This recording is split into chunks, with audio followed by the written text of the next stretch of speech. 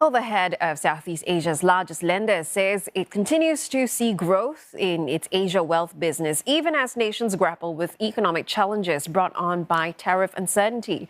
I spoke with DBS CEO Tan Su Shan in a wide-ranging interview following the release of its first quarter earnings yesterday, where the lender recorded a 2% fall in net profit to 2.9 billion Singapore dollars. This was also the first earnings report for the new chief who took over the helm from Piyush Gupta in March. We continue to see structural growth trends in wealth management, especially in Asia. And both Singapore and Hong Kong are great wealth hubs. Hong Kong for Greater China, North Asia, Singapore for Southeast Asia and the rest of the world.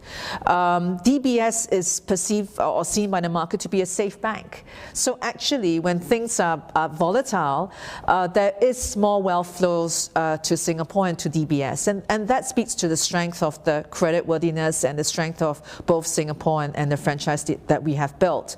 But also in Hong Kong, we're seeing good wealth flows from Greater China, China to Hong Kong, and within Hong Kong as well. So both financial hubs that we operate in are growing structurally. The wealth fees will depend on sentiment, consumer confidence, and the markets, right? So if the markets collapse, of course, wealth fees will go down quarter on quarter. We've had a record first quarter. Will we continue to grow quarter on quarter? Depends on where the markets land. But year on year, because of the structural investments we have done, we still anticipate wealth fees to grow year on year. So Singapore, for example, or rather in particular, the MAS recently downgraded the outlook for Singapore to about 0 to 2%.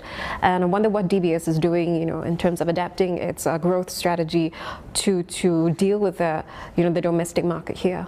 So we have, as you know, taken a higher provision in our general provision in the first quarter because we felt it was prudent to do so. And a lot of that, we were more concerned about the second order impact around lower demand, consumption, growth trends, more. And the impact could really hit more the mid-sized and the SMEs.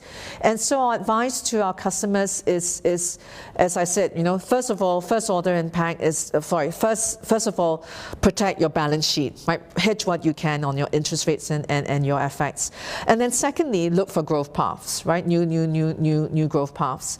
And also supply chain diversification and also backup plans, right? So what do we mean by supply chain diversification? If you used to get your supplies from one supplier who's now being impacted, look for new supply chains.